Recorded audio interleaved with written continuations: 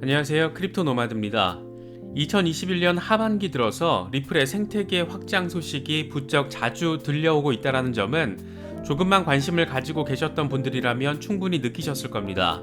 SEC와의 소송으로 힘이 빠질 만큼 빠질 법도 하지만 나름의 생태계 확장, 기술력 입증 등을 잘 해온 것은 호불호를 떠나서 칭찬받아 마땅한 일입니다. 특히 더 대단하다고 느껴지는 부분은 시세입니다. 워낙 국제 송금과 관련해서는 기술력을 인정받다 보니까 소송과 상관없이 엄청난 시세 상승을 이뤘다라는 점도 눈여겨서 볼 필요가 있습니다. XRP가 지난 4월에 2달러까지 치솟았을 때 고점 매수로 물리신 분들의 경우에는 왜 이렇게 안 오르냐 이렇게 생각하실 수도 있겠지만 사실 지난해 12월 SEC 소송 이슈로 인해서 0.5달러대에서 거래되던 게 0.2달러대까지 주저앉았었는데 이후에 폭발적인 시세 상승을 보여주면서 지금의 위치까지 형성한 것으로 볼 수 있습니다. 이 역시 칭찬받아서 마땅한 일입니다. 정리하면 XRP는 소송과 상관없이 개인기를 통해서 지금 수준의 시세까지 상승한 것으로 볼 수 있습니다. 그런데 2021년 하반기 들어서 아시아와 중동 지역을 넘나들며 생태계 확장에 나서는 모습을 적극적으로 보여주고 있다는 점을 소송 이슈와 연결지어서도 생각해 볼 필요가 있어 보입니다. SEC가 리플을 상대로 소송을 내면서 XRP가 유틸리티 토큰으로서 실제 어딘가에 사용됐다고 보기 어렵다 이런 점을 적시했기 때문입니다. 이것만 놓고 봐도 SEC는 XRP가 어떤 목적으로 어디서 사용되는지 제대로 모르는 상태에서 소송부터 덜컥 냈다라고 볼 수 있는 그런 부분이기도 합니다. 그런데 이거 어쩌나 리플이 중동 지역 첫 ODL을 출시했다고 발표를 해버렸습니다. SEC의 스텝이 자꾸만 꼬이고 있습니다. 선무당이 사람을 잡는다고 SEC의 선무당질이 다시금 재현되고 있는 모습 보이고 있습니다. 이번에 주인공은 테라 프로젝트입니다. SEC가 테라가 주도하는 미러 프로토콜과 합성 자산이 증권법을 위반한 것으로 보인다라면서 테라 권도형 대표에게 소환장을 발부했습니다. 테라의 본사는 싱가포르에 있고 대표는 한국인이라서 더 관심이 갈 수밖에 없는 것 같습니다. 소환장을 발부한 SEC 입장을 들어보면 역시 이번에도 무지성 규제 권한 노름이 문제인 것 같습니다. 무식하면 용감하고 선무당은 사람을 잡습니다. 재수 없으면 제2의 리플 사건이 될 것이다 이런 관측도 나오고 있는데 대체 이번엔 뭐가 문제인지 짚어보도록 하겠습니다. 이번 영상에서는 미국 SEC의 무지성 소송 노름에 타격을 입고 있는 리플과 테라 이슈를 집중적으로 살펴본 뒤에 비트코인 시장 전반에 대한 상황 짚어보도록 하겠습니다. 본격적인 시작에 앞서서 좋아요와 구독 또 알림 설정 꼭 부탁드리겠습니다. 영상 제작에 아주 큰 도움 된다는 말씀 함께 드립니다. 그럼 시작하겠습니다. 이번에는 중동입니다. 지난 7월 아랍에미리트 규제기관에 ODL이 정식으로 등록되면서 결제 등 금융 서비스 등 뭔가 곧 시작될 것이다 이런 기대감을 안겼었는데 딱 석 달 만에 실제 서비스가 시작됐다라는 소식이 전해졌습니다. 리플은 두바이 블록체인 기반 금융 서비스 기술 회사인 피플과 파트너십을 맺고 중동 지역에서 리플렛 ODL 솔루션을 선보였다라고 밝혔습니다. ODL은 서로 다른 법정 화폐 간의 거래를 중개하기 위해서 XRP를 브릿지 통화로 사용하는 국제 송금 서비스로 별도의 환전 절차 없이 빠르고 저렴한 국제 송금을 구현하는 리플사의 핵심 기술입니다. 이번에 우선 서비스가 이루어지는 곳은 아랍에미리트입니다. 중동과 북아프리카 지역은 세계 탑2로 꼽히는 송금 시장인데 2020년 사우디아라비아와 아랍에미리트에서만 780억 달러 규모의 송금이 이루어졌습니다. 2021년에 이 송금 시장은 더 활기를 보이고 있는데 리플렛을 사용한 송금 총액은 2020년에 4배를 넘어섰습니다. XRP를 활용한 국제 송금이 얼마나 빠르게 확산하고 있는지, 대중화하고 있는지 이런 점들을 엿볼 수 있는 그런 부분입니다. 특히 아랍에미리트의 경우에는 경제자유구역에서 비트코인 등 암호화폐 결제를 허용하는 등 암호화폐와 블록체인 친화적인 정책을 추진하고 있고 규제 환경 역시 긍정적이라는 평을 받고 있는 지역입니다. 최근에는 캐나다의 억만장자 기업가인 케빈 오리어리가 중동 국부펀드의 암호화폐 투자 가능성을 언급하면서 오일머니의 본격 진입을 예고해 관심받기도 했습니다. 직접 그들과 소통을 한 것이라면서 비트코인을 자산으로 보유하고 싶어하고 운용자산의 1에서 3%를 곧 비트코인에 할당할 것이라면서 사실상 중동 국부펀드의 진입을 예고했습니다. 여러모로 중동 지역은 가상화폐나 블록체인의 영역에 있어서 새로운 시장으로 평가받고 있는 그런 모습입니다.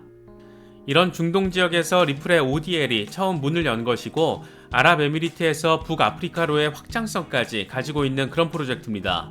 리플 측은 중동과 북아프리카 지역은 리플사에 있어서 매우 중요한 지역이다. 중동 첫 ODL 개설은 디지털 자산이 세계 결제의 장래에 있어서 중심적인 역할을 완수하는 데 중요한 계기가 될 것이다. 현재 글로벌 금융 시스템 현실을 타파하고 고객들에게 최고의 경험을 제공할 것이다. 이렇게 소감을 밝히기도 했습니다. 살짝 지금의 금융 시스템 체계를 비판한 뉘앙스가 강하게 들어가 있는 것 확인할 수 있습니다. 특히 그동안 중동 지역에서 리플렛에 가입한 회원사 금융기관은 있었지만 중동 지역에서 ODL이 도입된 것은 이번에 처음입니다. 아랍에미리트 송금업체 알 안사리 익스체인지와 쿠웨이트 국립은행, 카타르 국립은행, 이집트 국립은행 이렇게 여러 국립은행들도 이미 리플렛에 가입해서 국제 송금을 이용해 왔습니다. 여기서 우리가 짚어봐야 할 지점은 과연 리플이 기술적 혁신의 시간적인 순서에 따른 확장성을 이렇게 전폭적으로 보이고 있는 것인가 하는 부분입니다. 시간이 지날수록 강화된 기술력을 통해 더 큰 확장성을 가지는 건 당연한 일로도 인식할 수 있습니다. 하지만 리플이 최근 들어서 보이고 있는 전폭적인 생태계 확장 시도와 XRP의 국제 송금 활용 이슈화 의도를 SEC 소송과 연결지어서도 생각해볼 여지가 있습니다. SEC는 XRP가 미등록 증권이라고 소송을 제기하면서 XRP가 유틸리티 토큰으로서 실제 어딘가에 사용됐다고 보기 어렵고 통화에 해당하지도 않는다라고 주장했습니다. SEC의 기준으로 본다면 지금 XRP가 조성한 아시아와 중동 지역의 국제 송금 과정에서 XRP의 역할은 모두 허상이고 유령이 하는 짓에 가깝습니다.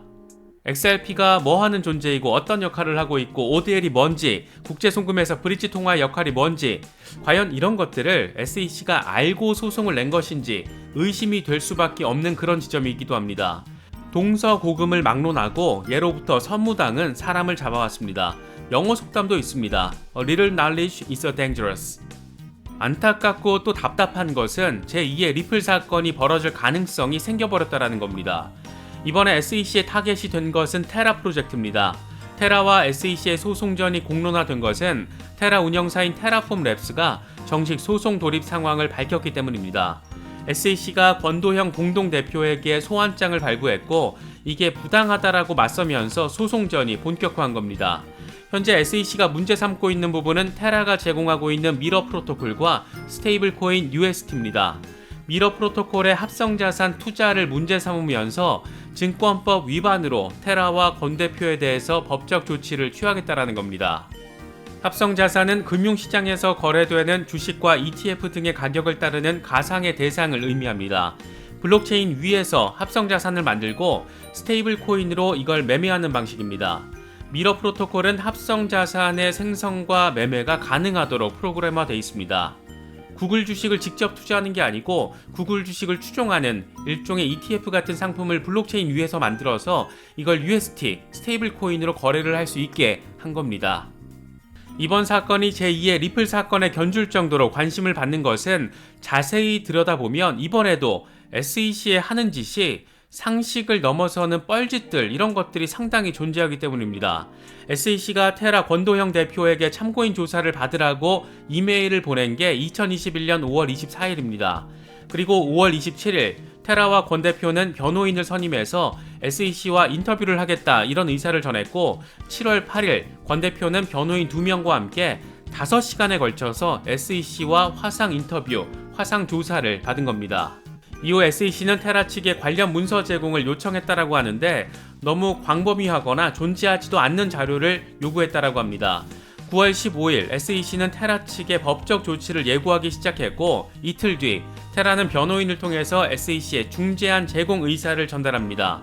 그런데 9월 20일 SEC는 뉴욕에서 열린 메인넷 2021 행사장에서 민간 서비스 업체 용역을 통해서 권 대표에게 공개적으로 소환장을 전달합니다. 이거 진짜 말도 안 되는 겁니다. 이런 상황만 놓고 봐도 상식적으로 이해가 되지 않는 부분들이 존재합니다.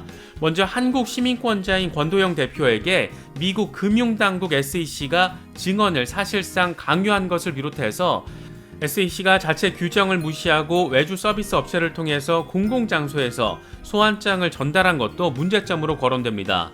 테라 측은 SEC가 비밀로 수행해야 하는 공식 조사 명령을 위반했다라고 반발하고 있습니다. 대중이 보는 앞에서 소환장이 전달되면서 SEC가 테라를 조사하고 있다는 점이 만천하에, 그것도 가상화폐 관련 컨퍼런스에서 공개가 됐다는 겁니다. 통상 SEC의 조사 대상이 됐다라는 점만 알려져도 회사와 프로젝트에는 직격타로 작용할 수도 있는데, 대체 그 이유가 이해가 되지 않지만 사실상 공개적으로 망신을 준 것으로도 볼 수가 있습니다. 이렇게 시작부터 SEC의 행동 방식이 상식을 뛰어넘으면서 이번 사건은 제2의 리플 사건으로 비화하고 있는 모습입니다. 암호화폐 산업에 대한 감독권 강화를 목표로 하는 SEC와 암호화폐 진영 간의 대리전이 될 가능성이 존재한다는 겁니다. 더 재미있는 것은 이번 사건을 통해서도 선무당으로서 SEC의 자질과 능력이 다시금 도마에 올랐다는 겁니다. 이와 관련해서 권도형 대표는 야후파이낸스와의 인터뷰에서 SEC의 이해가 부족하다는 점을 공개적으로 꼬집기도 했습니다.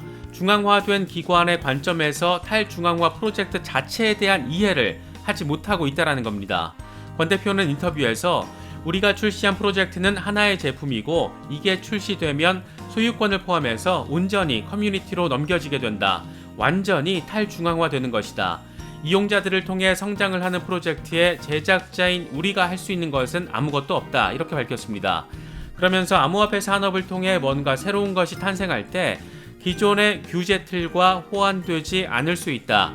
약간의 갈등이 동반될 수 있지만 대화와 교류를 통해서 혁신을 수용하는 틀이 구축될 수 있고 이 절차에 기꺼이 참여할 것이다. 이렇게 강조했습니다.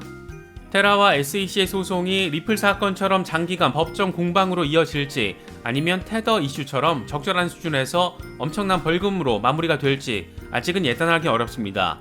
다만 구체적인 규제 기준과 틀을 제시하지 않고 여전히 단일 소송을 통한 규제, 이런 방식에만 몰입하고 있는 SEC의 모습은 어쩌면 결국에는 자충수가 될 수도 있지 않을까, 그런 생각이 들기도 합니다. 너무 구시대적인 발상입니다. 참고로 테라는 권도형 대표와 티몬의 신현성 창업자가 만든 공동 프로젝트입니다. 본사는 싱가포르에 있고 권 대표는 한국 국적, 신 대표는 미국 국적자입니다. 이어서 비트코인 상황 짚어보겠습니다. 비트코인은 소폭 하락한 모습을 보이면서 6만 달러 초중반에서 조정받고 있는 상황입니다. 자칫 6만 달러 붕괴가 발생하지 않을까, 이런 우려의 목소리도 나오고 있는 상황입니다. 공포 탐욕 지수는 하루 전보다 3포인트 빠진 73을 기록하면서 극단적인 탐욕 상태가 탐욕 상태로 완화됐습니다.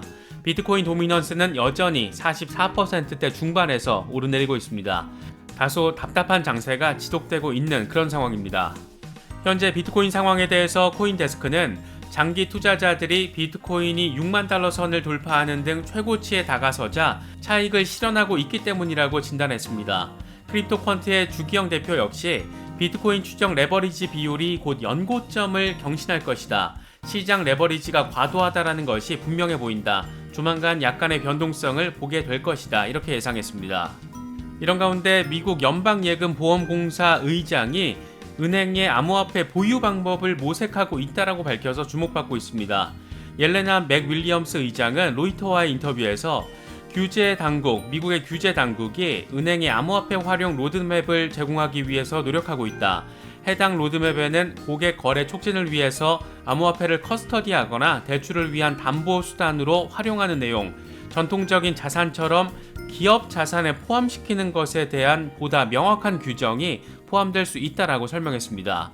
이 법적인 위상 자체가 달라질 수 있는 부분이어서 굉장히 중요한 이슈라고도 볼 수 있습니다. 이어서 리스크를 적절하게 관리하고 완화하기 위해서는 은행에 해당 분야를 허용해야 한다.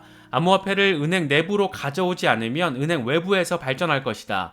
연방 규제기관은 이걸 규제할 수 없다. 이렇게 강조했습니다.